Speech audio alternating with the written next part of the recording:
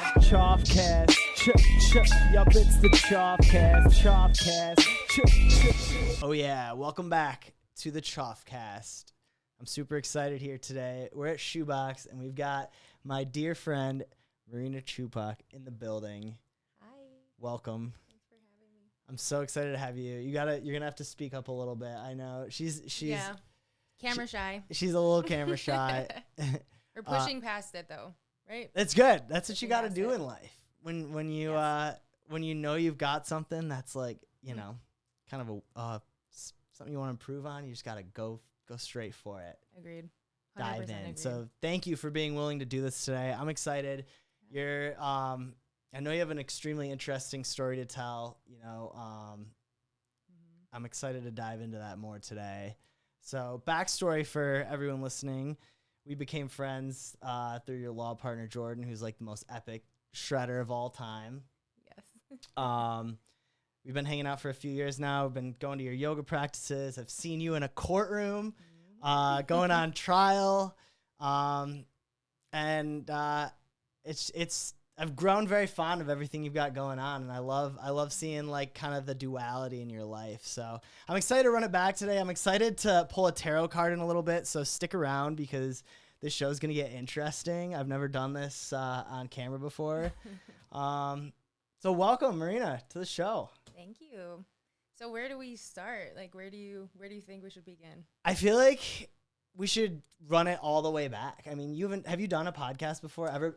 Just my own, but I've done a couple. Okay. I've done a couple. We've talked about like the law, Tupac life, all Yeah. the things, but yeah, I mean, all the way back to childhood, like way back. Let's run it back. I mean, if you're down, let's run Okay. it back. I'd love to start at the beginning. All right. So I guess like from a young age, I've always been pretty fascinated about why people are the way they are, and you know, especially things that like lead people into trouble. And my dad was a cop growing up, so I had that access to the craziness of the criminal defense world from that perspective. And I think it just kind of brought me into when I was trying to figure out what I wanted to do with school. My dad was like, you have to be a professional. So at the time, being a doctor felt like a lot, and going to medical school felt like too many years. And I don't know, for whatever reason, law school felt like more manageable. So 7 years later, I walked out of there with a law degree and didn't know anything about life or law or really anything. So I just kind of stumbled my way through until I met Jordan. And this is very much the Cliff Note version, but stumbled my way through till we started working together randomly. And we recognized that we were both a little strange and unusual, and we didn't really like to follow the normal paths that people take. And from there, we built our practice, and it just got weirder from there on out. And I think that's kind of like where it brought us to the future, to now. When you were young, what were you into? Like, what were your favorite things before you found law? Oh my gosh. I mean, I played soccer growing up, so into sports. I think I found yoga at some point down the road, but not when I was super young. I don't know. I just like to be active. I like to ride bikes. I like to go explore, go play games with friends. Like, I was always outside kid. Same. I love that. Different times, but yeah. I appreciated that so much. Like, my mom didn't let me come inside. She's like, you need to stay outside. Only time you can come in is to go to the bathroom, and that's so good. You probably hated it growing up though, right?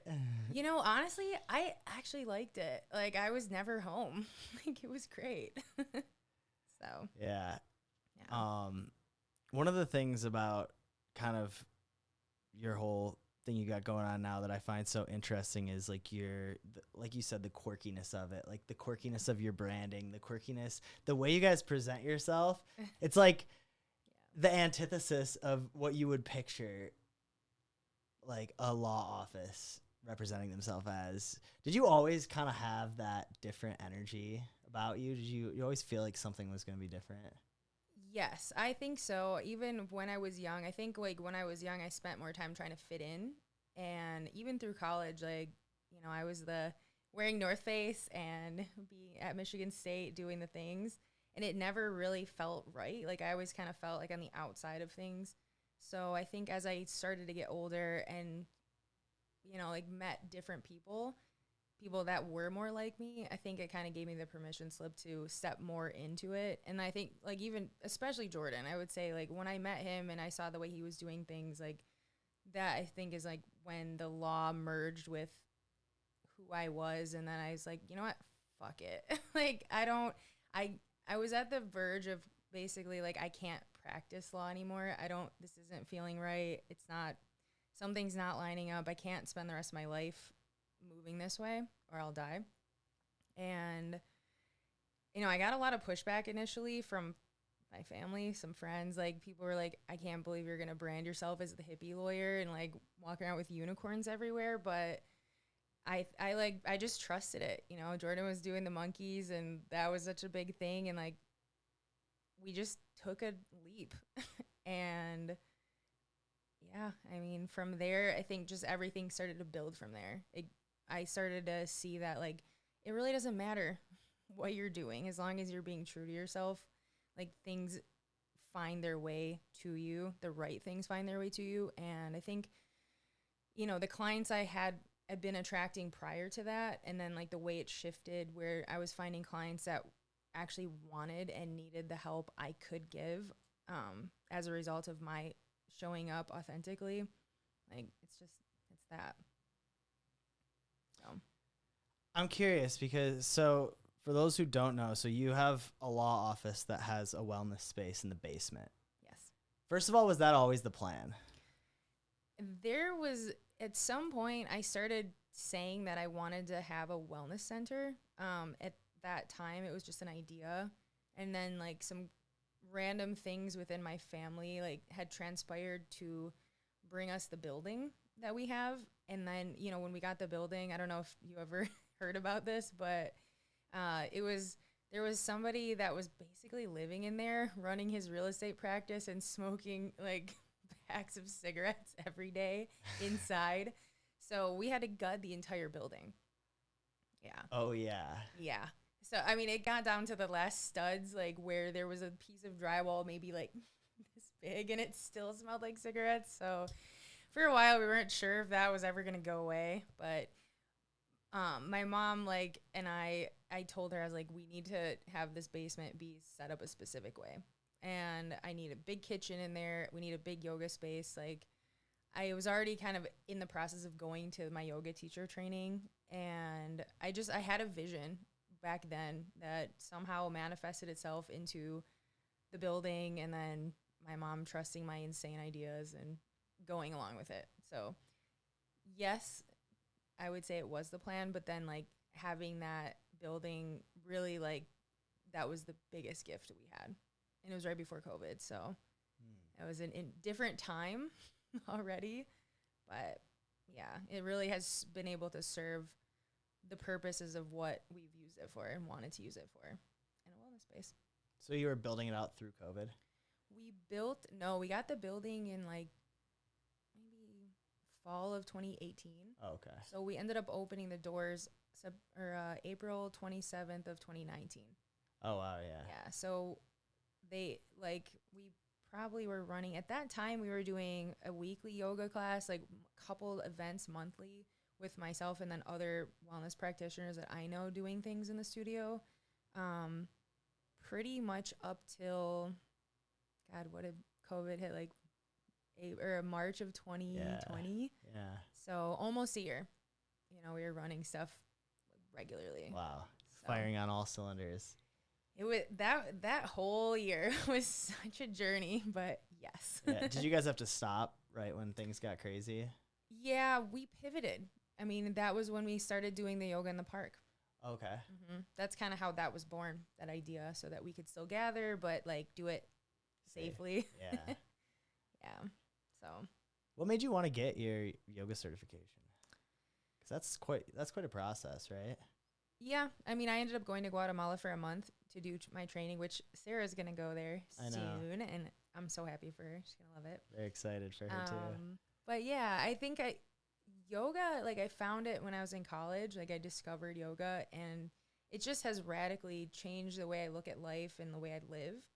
And I wanted to deepen my own practice, and then I didn't necessarily intend on teaching till it happened, but being able to share that in a way that's digestible for people who maybe like have never thought about doing yoga, that are intimidated by the class situation, that was another driving force. It became one for me to do it. So, Yeah, and I imagine having that background in wellness along with your law background, you probably have a pretty profound effect on a lot of your clients because you're kind of able to do more than just I certainly try.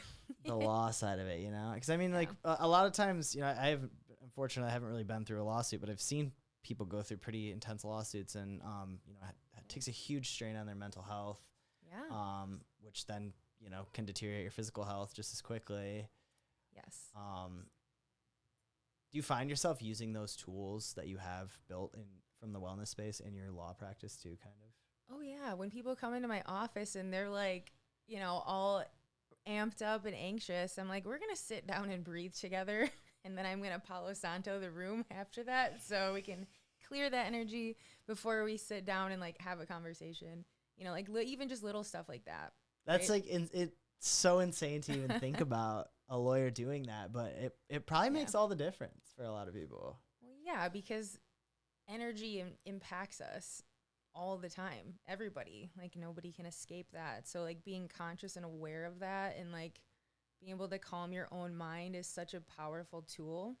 And we all can do that. It's just, like we forget, especially when we're anxious. And specifically when people are coming into my office, they're usually not coming in on their best days. They're coming in when they're in trouble. So, trying to get them into a more grounded space to prepare for what we need to do with the court stuff, right? Like people are going to be tested beyond bond. Like when you first get charged with a crime, the judge will usually put you on bond conditions, which, sometimes is testing, doing this, not, like staying out of trouble. So just preparing them for the new set of responsibilities they're going to have so that they can comply with the court as they go through the criminal process. Whether we try cases or whether they end up taking a plea and being on probation. Probation is a whole chapter and journey to go on. It's having a court overseeing everything you're doing, holding your freedom over your head. If you fuck it up, you might go to jail. So I think just, shifting them into a mindset where they are open to receiving like the medicine of what's happening rather than fighting it and, trying to get around it or whatever. I think that's how I try to bring focus with clients. And usually like people come to me for that reason because they know what I'm about. So it's usually like a nice reciprocal thing. Like I can show you this or, and I learn a lot from people too. And just watching and them take it on and like really transform their own lives through the process, like is super inspiring for me. So how much is mindset what gets people to cause crimes in the first place? I guess it depends on what kind of crime we're talking about. I would say like a lot of people I work with are struggling with some type of mental health situation and or substance abuse. And I think when, when people are letting those things take the front seat in their lives, that's usually what leads to trouble, whether it's like a drunk driving, stealing, like whatever, domestic violence, all this stuff. I'm like in my practice, I can't speak for everybody, but what I see is like that always is related to that. So I guess in turn, yes, the mindset, of course. Yeah, kind of giving control to other things that they shouldn't in their lives. Yeah, I mean, there's all kinds of reasons why people struggle with that. There's people are self-medicating and trying to manage other stuff, managing anxiety and not having, if you don't have the tools to manage stuff like this, it's easy to turn to something that will numb you. So, I think that's why it's so important to kind of push people to like, let's feel it, like let's try to feel it instead of numbing it. And then we can shift things from there. Yeah, that's powerful. Feeling the things. Feeling all the things, whether you like it or not. I imagine it's a pretty stressful role you take on in law. I would love to hear what is tough for you as far as like compartmentalizing it and moving on. Like you have a wellness background, so you have the tools to like do the thing, right? To maintain the balance. But you're still human. Yes. Talk to me a little bit about that balance and about the compartmentalization or maybe lack thereof that has to happen in your practice. Well, that's been an evolution as well because I've been doing this now since 2012. So I don't know, help me with math, like 12 years? Yeah, Somewhere 13? in there? Yeah. Yeah. So I think like when I was a baby lawyer and when I was still trying to figure it out, I would get very invested in the stories and in like things that I perceived myself to have control over when like you really don't have control over most of those things. And I think just like wanting to help people so bad that like sometimes I would want it more than people. So going through that process of like understanding that people have their own journey to take and their own, prices to pay, that I can't always fix it or help them in the ways I want to. And also like if they don't want it, if they're not ready yet, like there's nothing I can do to change that.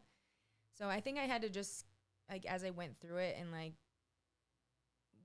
experience the heartache of it, I learned to recognize when and where I can be most useful and employ it like with discretion rather than just throwing it all at the wall. I mean, it's just, I think that plus getting older, like just realizing that, we don't have control over anything besides ourselves and our reactions, and you can do the best you can and like you can plant the seeds and never underestimate that. But I would say though all of those things combine and just like me learning continuously like how to manage myself within that and obviously using the tools, but like you said, being human, like I don't get it right all the time. I'm still figuring things out.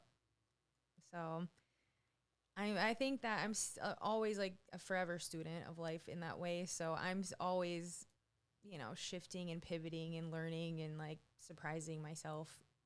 So I don't know if that answers your question, but No, it does in a kind of a different way than I was expecting, but I totally, yeah, I mean, I think that's like the best way to, maintain your energy and try to just give people like, what they need when they need it and not overdoing it. 100%. And I think that like being aware of the bandwidth I have in moments in all moments, life has been a little crazy for me in the past year and a half, just with the responsibilities I've had to take on with my dad. And, like being able to step back and take a break when I need to, and knowing that like I have to fill my cup first in order to really be impactful in the world, and not being afraid to ask for help. Like I think those are other important things. And like I know I've said this on another podcast before, but like I am grateful and very blessed to have a support system behind me to lean on when I need it. So I have been able to do these things and grow and learn and like take these breaks because of that. So, building up your community is important. Super important. I mean, if you don't have a community, you kind of don't really have anything. I agree. At the end of the day. Yeah. And showing up for people, right? Like that's half of it. If you want to, you have to be the friend to have friends. So totally. Yeah. I love, I feel like you guys are awesome with the events that you throw. You guys do your like flea market every year. You guys do, you always have great like anniversary parties and that sort of thing. Yeah. talk to me about how those have helped you build community. I think like Jordan and I both have a very unique group of people around us. And then when we started putting it together and just like creating a space for people to gather, it's just kind of, it's grown from there, you know, like consistency of putting, like making the effort. Like if you build it, they will come kind of vibe. And, you know, like they'll bring friends, like bring your friends and let's actually like sit down and talk to each other and connect. And Yeah, I think that's like the coolest thing. You know, I love going out and like talking to people and being out there and meeting everyone and whatever else. Yeah. But I can't stand doing that when there's loud music, right? Or when there's like when it's like a bar setting. And I love being in those I love being in like music centric environments, but it's like I don't really want to get to know you in that environment, right? And I love events like you host, and you know, we've been trying to do a lot of them here too. Just like getting people together in a space where you can actually talk, where you know, we're not there to like kind of let loose and like go crazy. It's more of like, I don't know, it's like somewhere between like leisure and I hate the word networking, but like it's kind of like between leisure and networking, somewhere in there. And I always find those just environments super fruitful. I always end up like talking to someone I never would have talked to and leave with like a whole head full of ideas. That's the best part about it. It's so cool. And I just, I can't stress enough like the value of having a space to be able to do that in. Yeah. You guys are rolling here too. It's beautiful to see that. Like I think that we need more of that.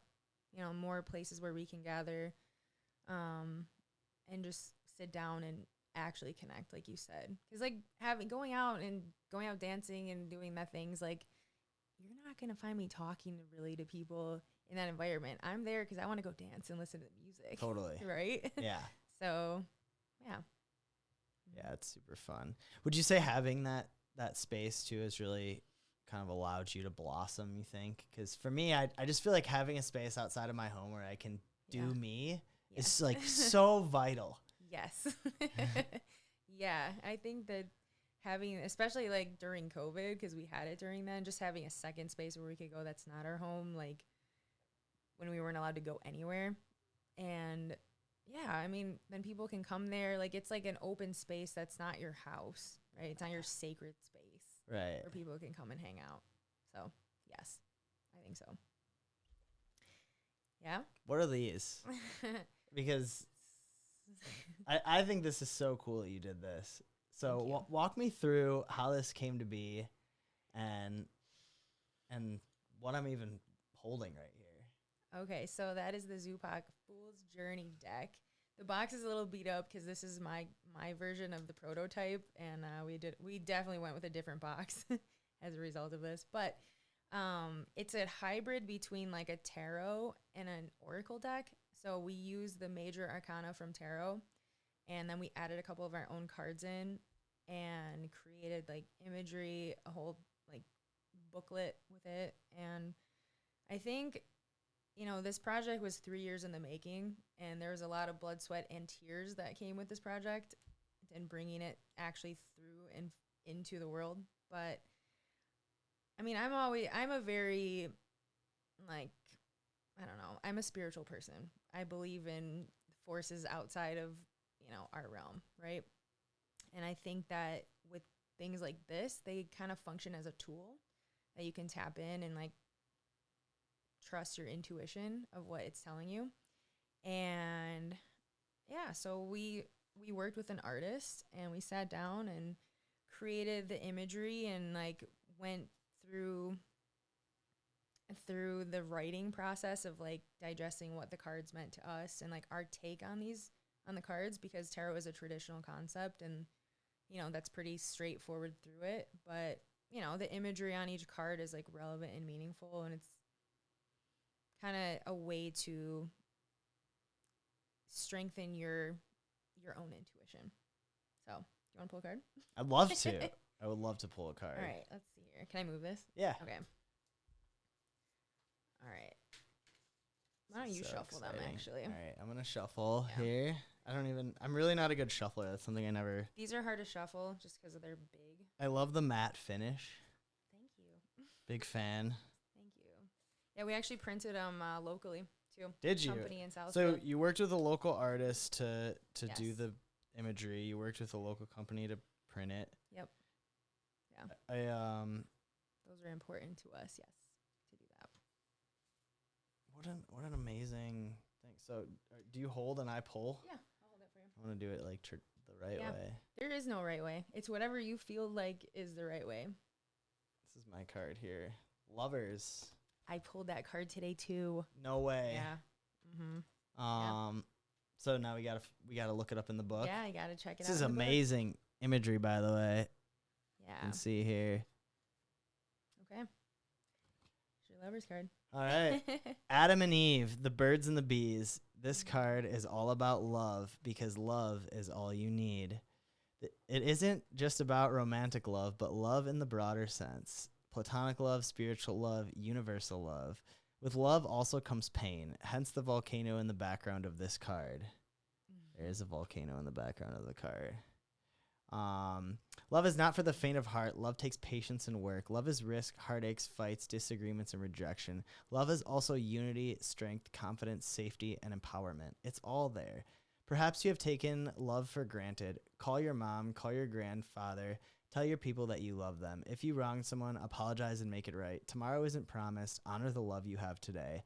Be careful with the illusion of choice. While there are many people out there, a genuinely good person is a rare gem, a gift to be cherished, and the more you give, the more you get. You can't walk around without love in your heart. Be open to giving and open to receiving.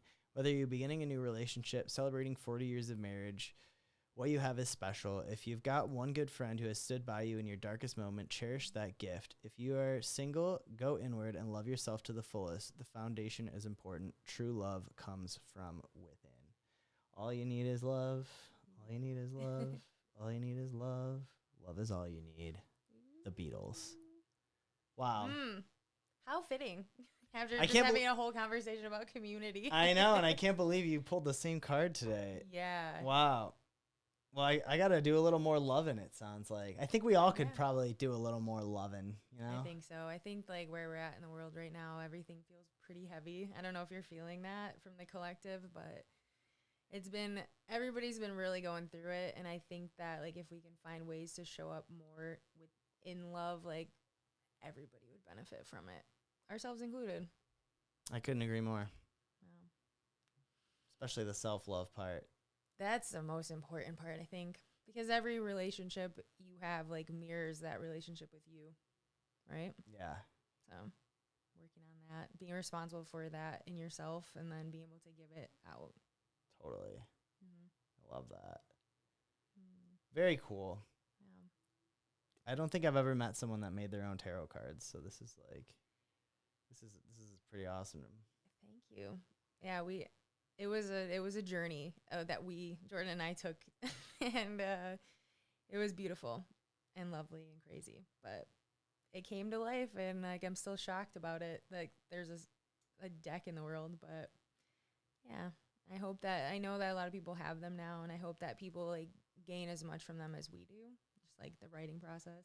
It was a cool project. So yeah. We were considering taking on the minor arcana, which is another, maybe 50-some cards. Oh, wow. Yeah, so the tarot is, like, the major themes, which is, like, with these. And then there's also, like, the suits that cups, wands, right. pentacles. So, like, yeah. We'll see. Maybe one day. Yeah, the booster set. I'll have those. Yeah. So you're doing all these things. You're practicing law. You're practicing wellness. You're making tarot cards, and you somehow find time to become a DJ recently. Walk me through this one. Right, I don't even want to say recently because we were kind of, like, mixing a little bit together a few years ago. Yeah, so I want to just say this, and this is my own personal opinion, but I feel like to call yourself a DJ, you kind of have to earn it. So I'm not going to say, like, I'm a DJ. I will say that I have been DJing and mixing music because I love it. And it's not, I did pick it up a couple years ago. I bought, like, all the equipment for it, but as as I already told you, technology is not my forte. So I put it down for a while. I think this was like during COVID. And I picked it back up with Sujin and Jericho. We kind of had an idea come through a couple years ago when we were all at Elements, and that we would all DJ together at some point. And at Electric Forest this year, Jericho basically, he went and did the thing. So he's been DJing. And he was like, all right, I'm going to let you play one of my nights. Like, you guys are going to play a set. And we're like, what? So we had a month to practice and figure it out. And like, we did it, played at Speaker Box, and it was fucking awesome. And we were on such a high, like, yeah. So I think like opening up this door, music has always been such a pivotal and important part of my healing, my journey. Like, I have a playlist for that, like, kind of vibe. And it's been a cool way to like bring it forth so I can actually spend more time with it. And also, like, my goal really is to be able to play parties like for my friends and have like a space where we have the equipment, and then people, like, everybody kind of comes in and switches on and off and like plays together and just like vibes. I love that. I know, right? Yeah.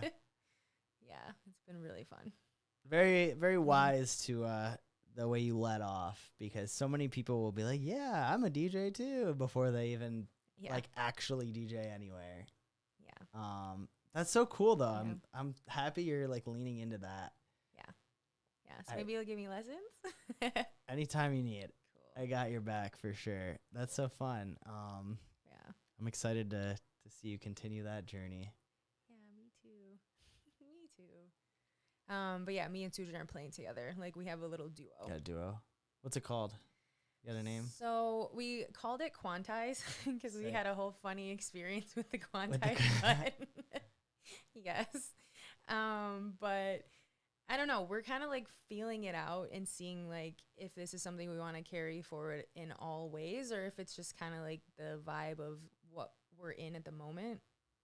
So I don't know. TBD. I think that like it's a creative project for us, and it is a project that like we sit down with, and like when we play together, she was over last night, and just like sitting down together and like being in that energy together has been really healing for both of us. So like our goal is to just kind of like let it free flow as it wants to, let whatever come through and not put like labels on everything. So yeah, I think that's smart. That'll keep it fun. Yeah, I mean, that's what the whole point of it is, right? Mm-hmm. Like, this isn't gonna be my next career, right? Or maybe, yeah, who knows? You never know. But I don't want to, like, that's not the purpose of it, you know. So I love it. Anything coming up you're excited about? I mean, I have a trip on my agenda in September. I'm going to Italy. Sick. I'm actually going for a networking type of retreat, which is happening in Sardinia in Italy. And it's for people who are in like the wellness retreat business. So there'll be people that like are retreat leaders, people that own properties, and like be able to connect with all of them. And I'm just going to go investigate and see what they're doing over there. So I love that. Yeah. Did you ever get into that space, you think? I have led a retreat before. One of my very good friends, Lauren, owns a retreat company called Lotus Retreats, and she let me host one of the Cuba ones that she did. Oh, cool. Which was epic. Yeah. So I have done it before. I don't want to say like no or yes, because I have no idea where these waves are taking me right now. I'm just honestly like open and along for the ride of wherever it's going. But yeah, I could see it like being in the future. I love that. At some point. I would go to your retreat. Well, Yeah. if men were allowed. Of course. Sometimes Yes. Sometimes they'll be like, gender specific. Yeah. I mean, it's important to have like spaces. I think like they're doing a lot of like men's work and women's work, but I also think it's important to do those that work together as well. Yeah. Like we don't want to create an imbalance. Yeah. Right? Everyone needs to be healed. Yes. And I think it's important to do it together, because when the masculine and the feminine's too, like, it's just, you know, you want things to be balanced. Yeah, I mean, the real world is fairly balanced, so Yeah. in that sense at least. Yeah, I would agree. So Love that. yeah, we'll figure out. I'm sure something will come down the pipeline at some point. Yeah. Always Yeah. just staying open, right? I'm trying, yes. An ongoing battle, but yes. I love it. Yeah. Any final thoughts?